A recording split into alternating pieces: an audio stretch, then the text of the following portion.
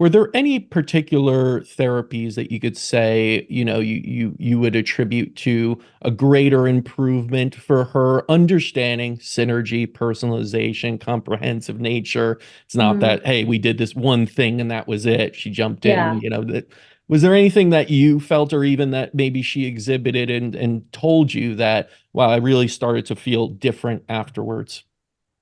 For her, I mean, one could say it's the antimicrobials, right? Yeah. Killing off the pathogens that are, but it is the comprehensive approach. So it's not like a black and white answer. Um, Hmm. but she did truly start feeling like herself again after maybe her first week of detoxifying. Toxicity is something that slowly happens to us over time. You don't always realize it. So you don't realize it's almost like this drop in the bucket of feeling worse and worse. It's not so loud, over that time that that's happening. But then when you start reversing that or remembering what you can feel like, it's like this aha moment for patients. And that happened to her pretty fast. It seems like, regardless of an alpha gal diagnosis or a Lyme diagnosis, the idea and the approach that we espouse still stays the same.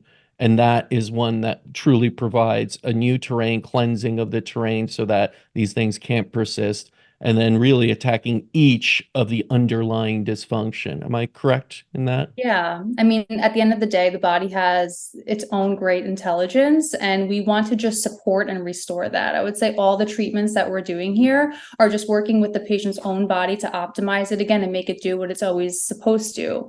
Oftentimes, people come in with high toxicity, heavy metal toxicity, chronic or underlying infection, and that's inhibiting their body. Your body's confused and it loses the ability, it's burnt out and unable to do these normal functions. So in restoring that for these patients, by targeting specifically what's going on with them, their body then takes over and starts doing the job again. So I think that's the best part of seeing patients come to treatment here is they recognize, oh, my body can do this. Like I can take over again and it's me.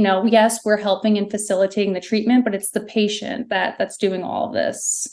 And it goes to show, even in the face of something new and kind of not yet known, like alpha gal, how many people have even heard of that? This idea of a meat allergy by tick. It's pretty novel and new, and yet the approach doesn't change. If you go against the underlying issues there, if you really try and, clean out the biological environment of a patient, you will see progress. And then you have all these tools that you can kind of pinpoint what they need within it. Was there anything in the treatment plan aside from the NAET that was maybe unique to her condition as opposed to others in this Lyme prism, if you were to group it, or is it again kind of like typical here? I would say it's more typical because at Yeah. the end of the day, an allergy is usually some inappropriate response of the immune system. It's recognizing something as a threat when it's really not a threat. So we're trying to find why is that happening? Where is the dysfunction coming from? From her, it was many things. She even had a very high degree of heavy metals, Mm. many things blocking her nervous system. She had three different issues blocking her nervous system.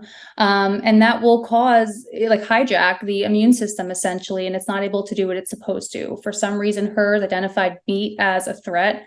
Obviously, to us, it's there's nothing threatening about eating meat, but her body identified it that way. So it's just restoring proper function of this patient's immune system with eradication of the Lyme and with the allergy elimination as well.